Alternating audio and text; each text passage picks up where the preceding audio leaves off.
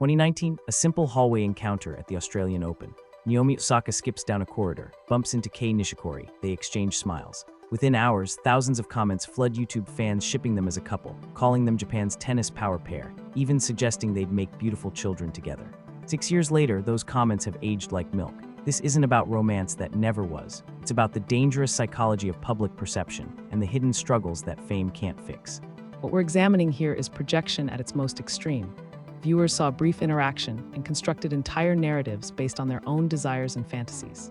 They projected romance, happiness, and perfection onto two people who were actually struggling with very different demons behind the scenes. The comments reveal our obsession with creating fairy tales from fragments. Fans saw ethnicity and assumed compatibility. They saw success and assumed happiness. They saw a shy interaction and immediately constructed romance. It's a perfect case study in how public perception can be completely divorced from reality. Today we're exploring how spectacularly wrong those 2019 comments were, the hidden depression behind Naomi's smile, the secret affair behind Kei's public image, and why our tendency to romanticize what we see can blind us to the real human struggles happening right in front of us. Let's start with what people were actually saying in 2019. The comments paint a picture of innocent romance and sporting perfection that feels almost surreal now. She flirted, he smiles, she quickly turns around to hide her smiles. Love is in the air. They would make a perfect match in mixed doubles, two class athletes who are nightmares for opponents, and perhaps most telling, they would make beautiful children together. These comments reveal several psychological phenomena at work. First, the tendency to sexualize any interaction between young, attractive people of opposite genders. Second, the assumption that shared ethnicity or profession creates romantic compatibility. Third, the projection of viewers' own desires for neat, fairy tale narratives onto real people's complex lives. The most revealing comment might be this one. Looks like a girl bumped into a boy she loves on the way to school in the morning. Because that's exactly what it was, a projection of a high school fantasy onto two adults dealing with very real, very complex pressures that fans couldn't see. What's fascinating is how confident these predictions were. Fans weren't suggesting these two might be cute together, they were declaring it as fact. Love is in the air isn't a question, it's a statement. This reveals how powerful our narrative-making impulses are, even when we have almost no actual information. While fans were celebrating Naomi's cute behavior in that hallway, she was already 6 months into what she would later describe as long bouts of depression that began after her 2018 US Open victory over Serena Williams. That shy smile, that quick turn away, fans interpreted it as flirtation. In reality, it was social anxiety. I have suffered long bouts of depression since the US Open in 2018, and I have had a really hard time coping with that. Anyone that has seen me at the tournaments will notice that I'm often wearing headphones, as that helps dull my social anxiety. What fans interpreted as skipping and cute steps were actually coping mechanisms. Movement, music, headphones, these are classic anxiety management techniques. The behavior that seemed joyful and flirtatious was actually someone trying to manage overwhelming internal distress in a public space. Comments celebrating her energy and calling her kawaii were witnessing someone using movement and music to cope with crippling anxiety. What looked like joy was actually survival.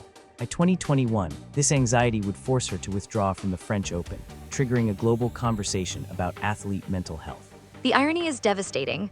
Fans were projecting happiness and romance onto someone who was desperately struggling with depression and social anxiety. The very public attention that made fans want to ship her with Kei was actually contributing to the mental health crisis she was experiencing. By 2025, Naomi is a single mother, raising her daughter Shay alone after splitting from rapper Cordy. She's openly discussed her ongoing battles with depression and anxiety. The fairy tale romance fans wanted for her with Kei never existed because she was already fighting battles most people couldn't see. Now let's talk about Kei. While fans were shipping him with Naomi in 2019, he was already in a long-term relationship with actress Mai Yamaguchi. They would marry in 2020. But here's where the story takes a dark turn that makes those romantic comments feel almost sinister in hindsight. December 2022, Honolulu, Hawaii. Just days before his delayed wedding celebration with Mai, Kei approached 32-year-old model Azuki Agachi. This wasn't a moment of weakness. It was the beginning of a 3-year affair that would require extraordinary psychological compartmentalization to maintain. Starting an affair days before your wedding celebration is a classic pattern of commitment, fear, and self-sabotage. But maintaining it for 3 years while publicly playing the devoted husband requires a level of psychological dissociation that's deeply concerning. He was essentially living as multiple people simultaneously.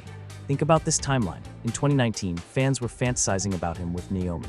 In 2020, he married Mai and they had their first child. In 2022, he began the affair. In 2024, they had a second child while he was still seeing his mistress. By 2025, he was telling Agachi he no longer loves his wife, but stays for the children. I deeply apologize for causing discomfort to everyone who supports me, tennis fans, tennis associations, sponsors, and other related parties, and for their concern and inconvenience due to my dishonest behavior. Additionally, I deeply regret making my wife and children feel hurt. Even in his apology, notice the order: professional relationships first, family second. This reveals someone who had become so skilled at compartmentalization that even in confession, he was still managing multiple audiences and personas. June 2025. After 3 years of secret meetings and elaborate deceptions, Kei made a fatal error. He was photographed leaving Aguchi's apartment in Tokyo. One moment of carelessness ended years of carefully constructed lies. The man fans thought would be perfect for Naomi was revealed to have been living a double life the entire time. So why did we get it so wrong? Why did thousands of people look at a brief, innocent interaction and immediately construct elaborate romantic narratives? The answer reveals something disturbing about how we consume celebrity culture and project our own desires onto public figures. We're seeing several psychological phenomena converging. Parasocial relationships, where viewers feel personally connected to celebrities they've never met. Narrative bias, our need to create stories even from limited information. And projection, attributing our own desires and assumptions to others based on minimal evidence. There's also a racial element that's uncomfortable to acknowledge. Many comments focused on their shared Japanese heritage, as if ethnicity was destiny. 2 samurai, one person wrote. This reveals how we otherize non-Western celebrities, reducing them to cultural stereotypes rather than seeing them as complex individuals. The comments also reveal our obsession with perfect couples and fairy tale narratives. We want celebrities to live out the romance and happiness we desire for ourselves. When reality doesn't match the fantasy, we either ignore the reality or blame the celebrities for ruining our stories. What's particularly troubling is how confidently wrong these predictions were. People weren't suggesting these two might be compatible. They were declaring love and romance as established facts. This reveals how powerful our storytelling impulses are, even when we have virtually no real information. Most revealing aspect might be how the comments ignored what was actually visible. Naomi's anxiety behaviors, her need for headphones, her obvious discomfort in social situations, all of this was dismissed in favor of romantic fantasies. We literally chose fiction over observable reality. Fast forward to 2025, and both players are in very different places than anyone predicted. Naomi is focused on her comeback while co-parenting her daughter. She's been open about her mental health struggles and has become an advocate for athlete wellness. She's finding her way back to tennis on her own terms. Kei, meanwhile, faces the challenge of rebuilding not just his reputation, but his entire sense of self. The tennis comeback that seemed promising has been overshadowed by questions about his character and capacity for honest relationships. His family life is in ruins, his public image destroyed. The contrast is striking. Naomi faced her demons publicly, withdrew when necessary, and worked toward authentic healing. Kei chose deception and compartmentalization, which ultimately proved unsustainable. Their parallel journeys show two very different responses to fame and pressure.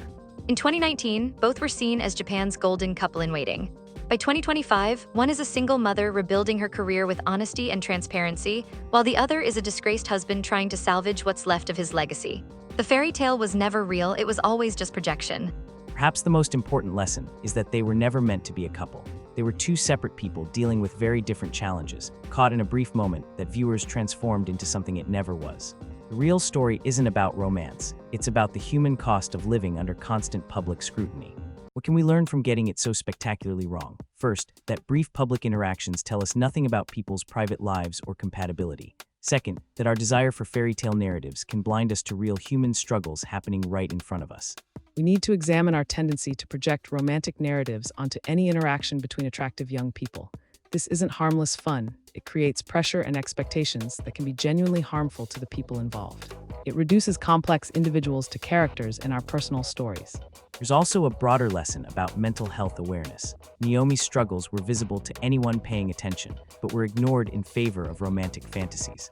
We need to get better at recognizing signs of distress, rather than romanticizing them as cute quirks. The Kei situation reveals how public personas can be completely fabricated. The devoted family man was simultaneously a serial cheater. This should make us question how much we really know about any public figure and whether our assumptions about their character have any basis in reality. Perhaps most importantly, we need to acknowledge that celebrities are not characters in our stories. They're real people with real struggles, real relationships, and real consequences to our projections and assumptions. The comments from 2019 weren't harmless fun. They were part of a culture that reduces human beings to entertainment.